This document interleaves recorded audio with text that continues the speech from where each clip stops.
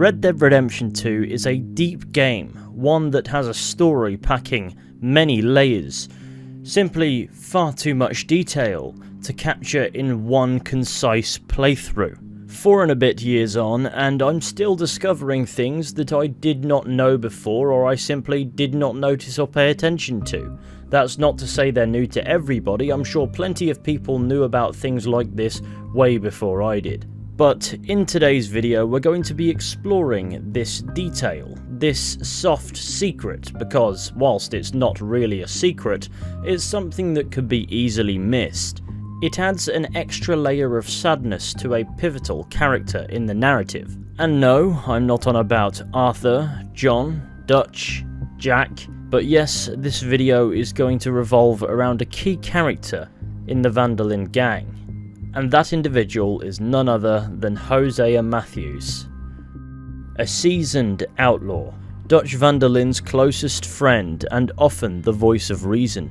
A role he has enacted since the gang's inception, more than 2 decades prior to the events of Red Dead Redemption 2. He's an intelligent, level-headed con artist, and if push comes to shove, a capable killer, but in equal measure a kind-hearted and empathetic old man, openly remorseful for the life he's lived.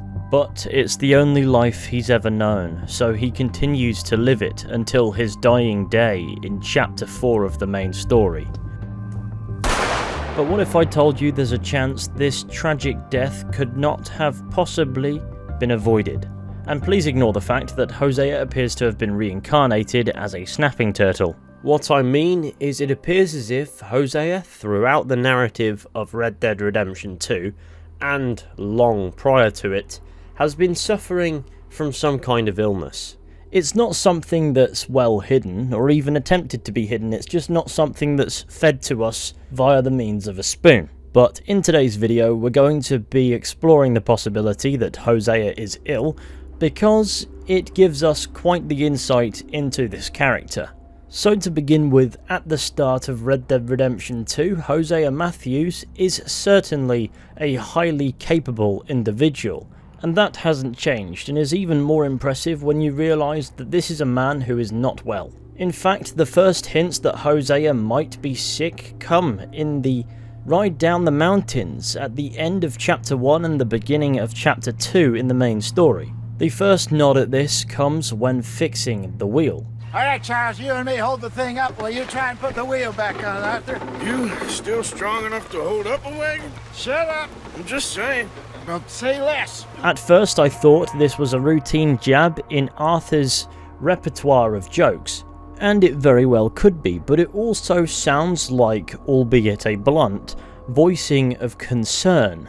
Anyway, Hosea doesn't take to it as a joke. He takes it as concern that whilst he appreciates, he certainly isn't interested in hearing it right now. Arthur, Hosea and Charles get back on the road, and after a brief story from Mr. Matthews himself, we also receive this cutscene. What are you working on there anyway? Just some yarrow and ginseng. Good for the health. Better than that stuff you buy in the store. Yeah, you can have all this. I'm at the point where I can do it with my eyes closed. Oh, okay. Thank you. Hosea gives away some information here, disclosing that he can give away the medicine he just made whilst on the road because he's at a point where he can do it with his eyes closed, implying that he has to do it quite often, which to me suggests there is a reason why he would need to. Yes, it is the game introducing us as the player to the concept of crafting medicine, and suggesting benefits for foraging for the correct herbs in order to do so. But Rockstar, at the point of creating Red Dead Redemption 2, was simply far too smart to introduce that mechanic through a character in the world, and not have it possess some form of relevance to that character. And the final implication that Hosea is unwell in this main story mission occurs upon arriving at Horseshoe Overlook, the Chapter 2 camp. We have all made mistakes over the years, Hosea. Every last one of us. But I kept us together. Kept us alive. Kept the nooses off our neck. I guess I'm just worried.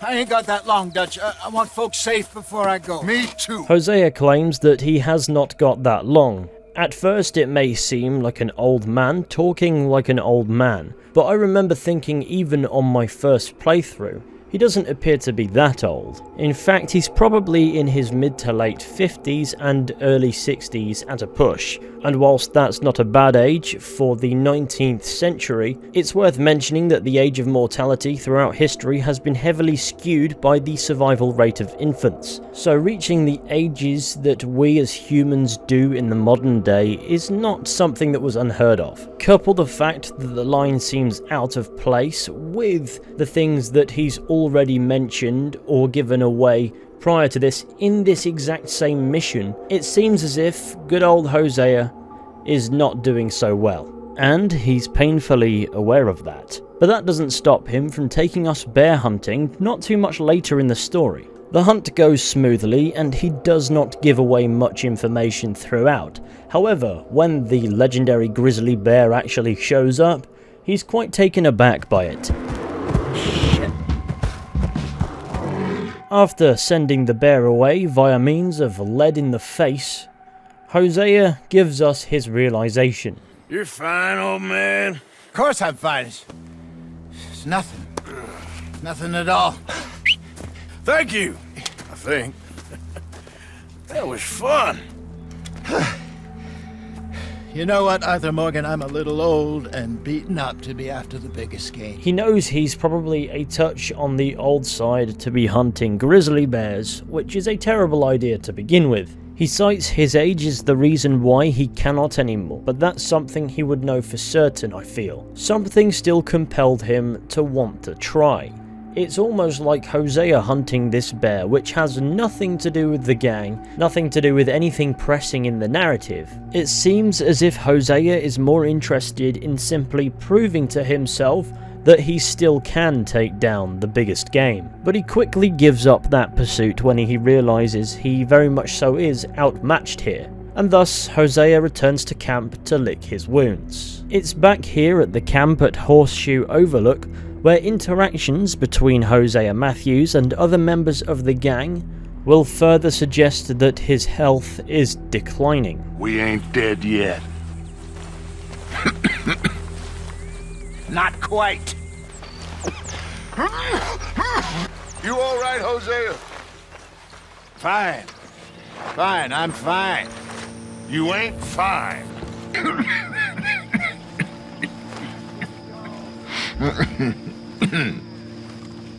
How you keeping, old man? You know. Been better.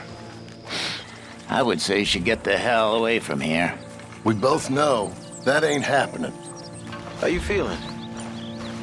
Okay, a little better. Good.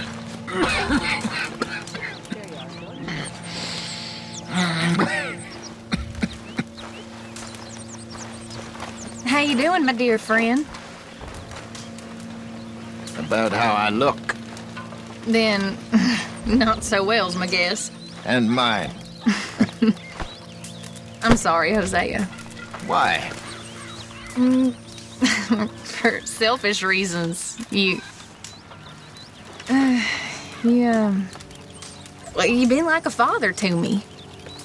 You helped me so much. Not just with the reading, but with the living. You'll be fine. You always have been. I hope so. Oh, trust me. Jack's gonna be fine, you'll be fine. If we can only get old John to see a little sense, we might be able to make a proper family of you yet. Well, we both know that ain't gonna happen. You never know.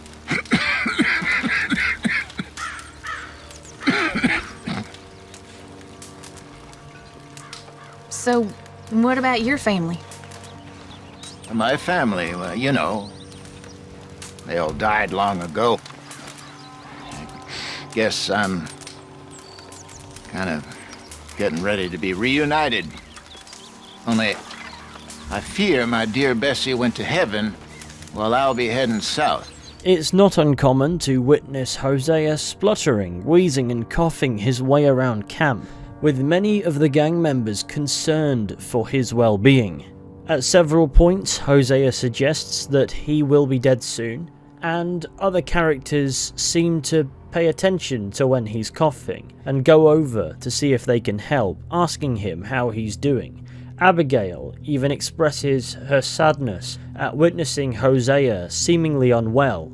Lenny also appears to be quite concerned with the old man's well-being. He puts on a brave face, but he also doesn't shy away from his belief that he's dying. He also gives John the same advice that Arthur gives him later on in the story, when Arthur himself falls ill, and that message is get out while you still can. He even makes reference to his own morality. He fears his late wife went to heaven when she passed, whereas he, being in no mood to cut himself any slack whatsoever, believes that that's not where he'll be going. And none of his coughing fits or the fatalist language he's using seem to come as a shock to any of the gang members.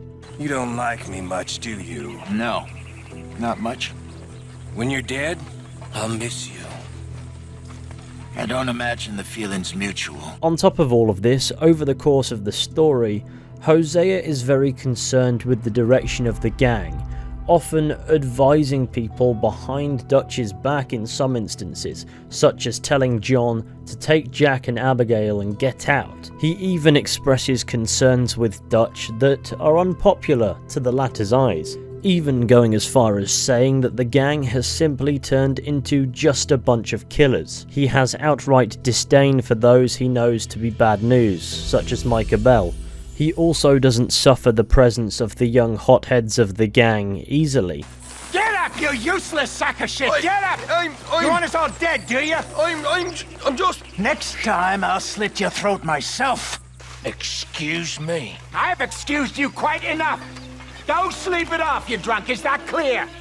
Okay? Okay. Hosea doesn't have time for the idiots, and he knows it. He knows who, if he tries, he can save, and he doesn't take much interest with the rest. Mirroring Arthur Morgan's mindset later on in the main story after his tuberculosis diagnosis. It seems his main objective is to try to get the people who matter to him safe before he goes. Moving on, Hosea Matthews can also be heard speaking openly about his medical predicament around camp, or at least a little bit more openly than he has done so far. Mind if I sit?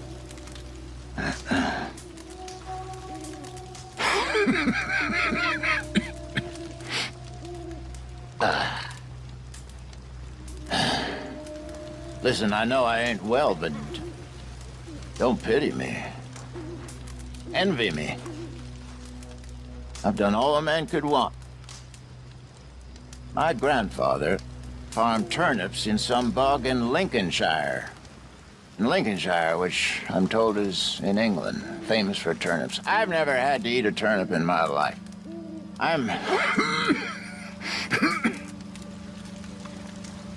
I'm a product of this country. False, true, bad, a little good, tough, old. Don't you worry about me.